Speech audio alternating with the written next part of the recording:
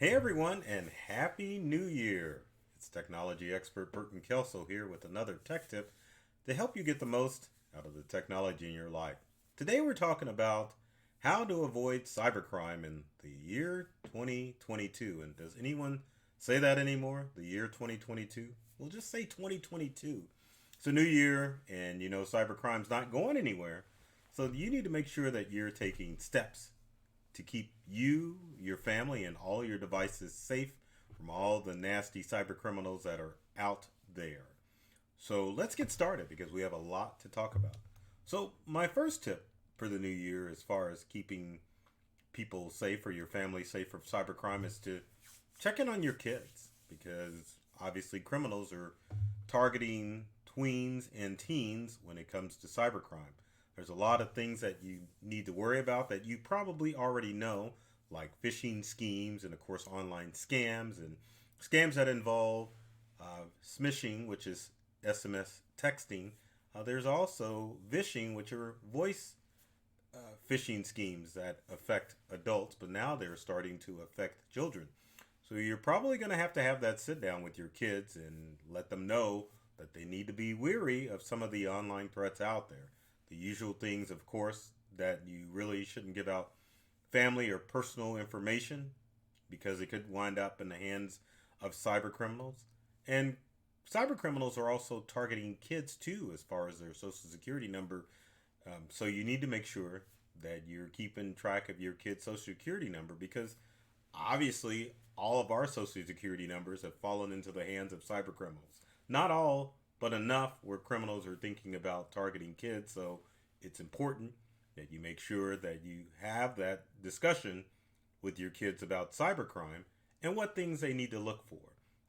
Obviously, no personal information, smartphone information they shouldn't share, and of course, clicking on links that could be attractive that will make them think that they're going to get Robux or V Bucks or whatever bucks they think they're going to get. If they have any questions, you need to become the resource that they can turn to when they encounter strange things on their laptops, smartphones, and tablets. So always make sure that they are aware of how they need to act online and what sites they should visit and what sites they shouldn't visit.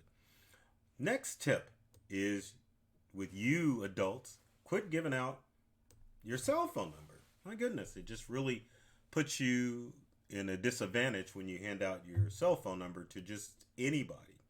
The best thing that you can do in today's world is to set up a virtual number with like WhatsApp or Google Voice to make sure that your personal number isn't making the rounds on the internet or on the dark web. Criminals take advantage of your smartphone numbers because they want to be able to have a local number to appear in caller ID when they try to trick people with their scams, whether it be a texting scam, a voicemail scam, or I should say a voice scam as well. So local numbers are something that we're going to pick up when the phone rings. So when it's time for ring ring, if we see the numbers local, we're more apt to pick up and it puts you more at risk of falling for a scam. So quit giving out your smartphone number. Set up a virtual number, again with Google Voice or with WhatsApp or whatever virtual free services out there to make sure that your smartphone number is staying only in the circle of your close family and friends and not in the hands of the public. You might even consider going old school if you can and just get a regular landline to give out those numbers to scammers. So that way, if you miss the old days of the phone ringing, sometimes off the hook, you can know if it's a landline that it may be someone you don't want to talk to. And then, of course, when your smartphone rings, it's someone you want to stay in contact with. So quit giving out that number. Doesn't matter if you're an individual or even a small business person. That smartphone number should be only for you and close family. Trust me, I rarely give out my smartphone number. And every now and then, I may get a scam call, but it's very few and far between. Other things you can do if you have already given out your phone number to a lot of people, and I mean your smartphone number, is that you can, as I clear my throat, contact your cellular provider to see what type of spam services that they have available for your network. Doesn't matter if it's Verizon, AT&T, or T-Mobile. Make sure that you get in contact with them to find out if they have some type of spam protection for your device. That way, if a spam call comes up, you'll know to ignore it, and then you can increase the chances that you'll get more legitimate calls. Now, something else that affects smartphone users, especially those that are using T-Mobile, there has been a wave of T-Mobile customers that have fallen victim to SIM card swap scams. Now, what is that? Now, SIM card scam occurs when cyber criminals get a hold of your smartphone number and they get other credentials of you on the dark web, and it makes it easier for them to transfer your phone number from your phone to a number or a phone that the criminal has designated that they want the calls to come to. The risk with this is, number one, you don't get any calls on your phone anymore. Number two, it definitely puts all of your online accounts at risk, because once criminals are able to transfer your phone number to another phone number, it makes it easier for them to bypass the two-factor authentication that you have set up with your online accounts to send messages to your phone when you log into those accounts. So as far as your smartphone, keep it close to your heart and make sure that you're not sharing your number with anybody, because it definitely can put you in danger for a lot of scams that occur online. My next tip is quit using raggedy old passwords and start using passphrases. Passphrases are the new password. What is a passphrase? In other videos I've explained this, but I don't mind talking about it again. A passphrase is a series of 2 to 4 words put together in order to create a solid password. Probably one of the best sites that you can go to take a look at this is useapassphrase.com, and I'm going to pull that up real quick using my least favorite browser, Microsoft Edge, but it doesn't matter how you pull it up. All you need to do is to be able to see it. And I spelled use a passphrase wrong, so let's try it again. Use a passphrase. So once we visit the website, if I close this link, you can get an idea of what I'm talking about. So there's useapassphrase.com, and here's an example of a passphrase. Passphrase, 2 or 4 words that aren't related that you can use to create a password. Now, as you can see from the website, the approximate crack time is about a lot of centuries. And so you can go to this website, generate a 4-word passphrase, or just take 2 words out of the passphrase, and it definitely will help you create stronger passwords for your account. So in 2022, make sure that you're getting the mindset of using passphrase for all of your online accounts as opposed to using passwords. My next tip to help you avoid cybercrime in 2022 is utilize a VPN. Now, VPN stands for Virtual Private Network, and basically what it does is it creates a tunnel that protects your information from all of the spying people on the web. That means that if there's criminals that happen to be connected to your network, if you're on a public network, a VPN is going to keep you safe and secure from that. If you're working from home and you don't want to take the chance that someone is spying on your information, a VPN can definitely help keep that information safe and secure.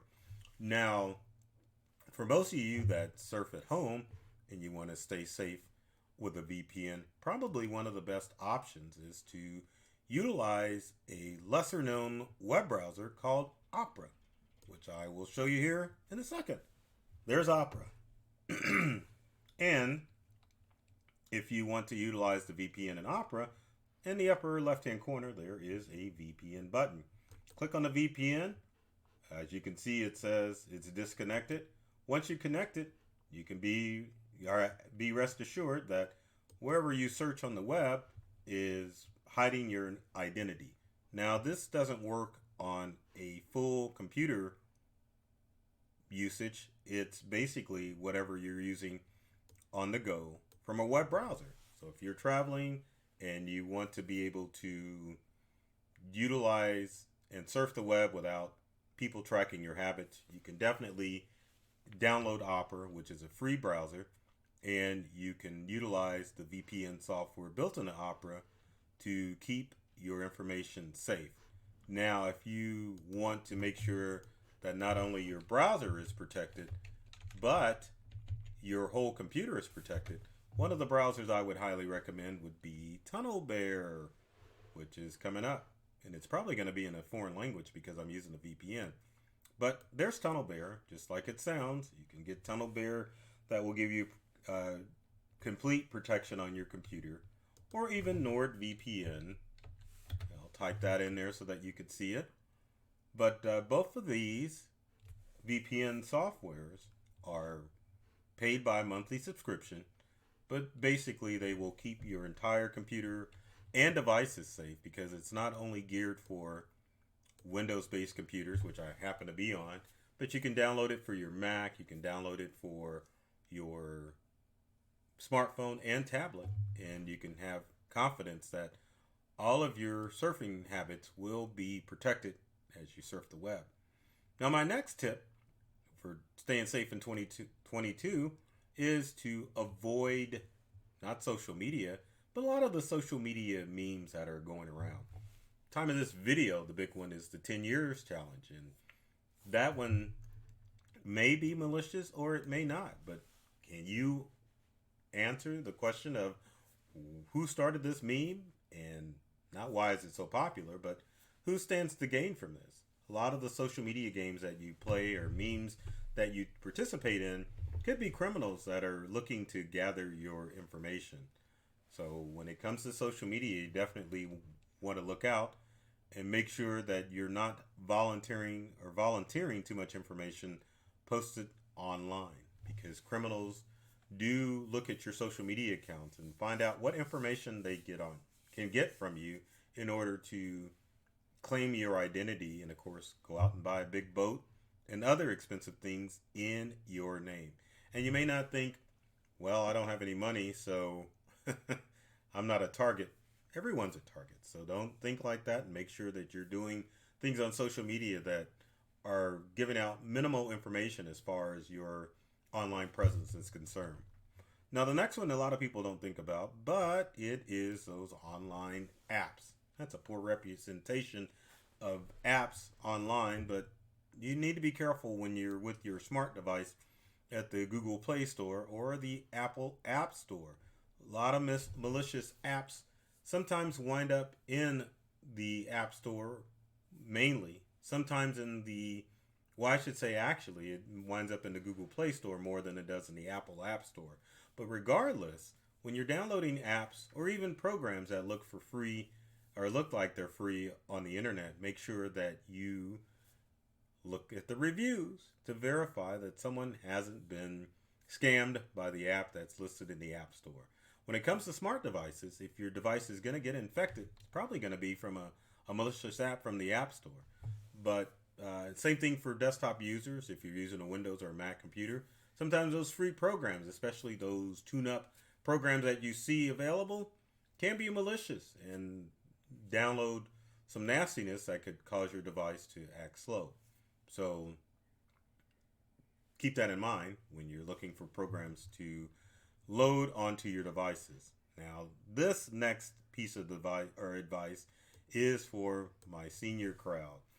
Get rid of that old technology. I know old Bessie, meaning the computer, has probably been working for 10 or 15 years, but at some point, if you're going to keep your information safe on the web, you need to make sure that you are updating to the latest devices, meaning computers and smartphones and tablets, to ensure that you keep your identity safe and don't fall victim to malicious programs and apps that are constantly on the web searching for weak computers to get in and infiltrate. So for most senior adults. If you spend a couple of $100s on a new computer, it's going to have the latest software and it's going to offer better protection to keep you safe and secure.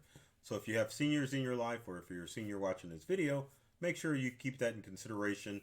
Get a newer device. That way you can keep yourself protected from the latest threats out there. Now, what do you do if you become a victim to cybercrime? Always, always, always report it to the authorities, because it helps them keep track of what's going on as far as cybercrime is concerned. Yes, a lot of cybercrime occurs overseas, but at least if you report it to law enforcement, they can put out an alert to people who may be experiencing the same issues, and that way we stay enlightened as a community as far as what current threats are available.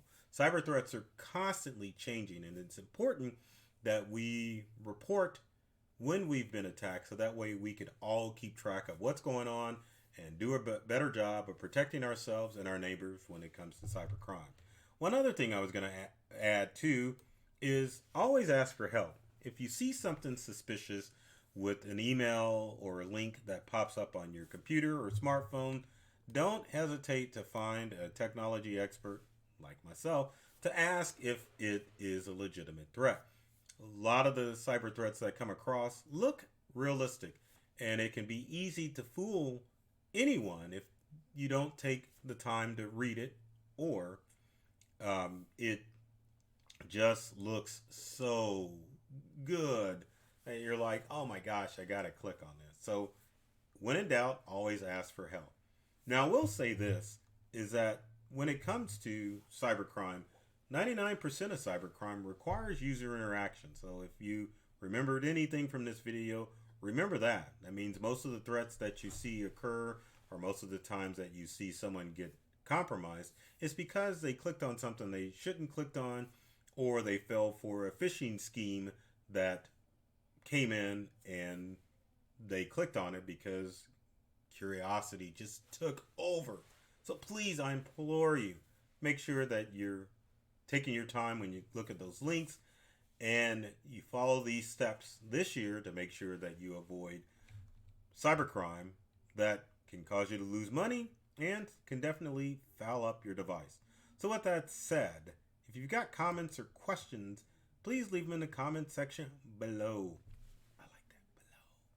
So that way, if you have a question, I can definitely see it and answer it for you to help keep you safe. With every video, always ask, if you liked it, be sure to like and subscribe, and ring the bell if you're watching this on YouTube, so that you can stay up to date with the latest videos as they're released online.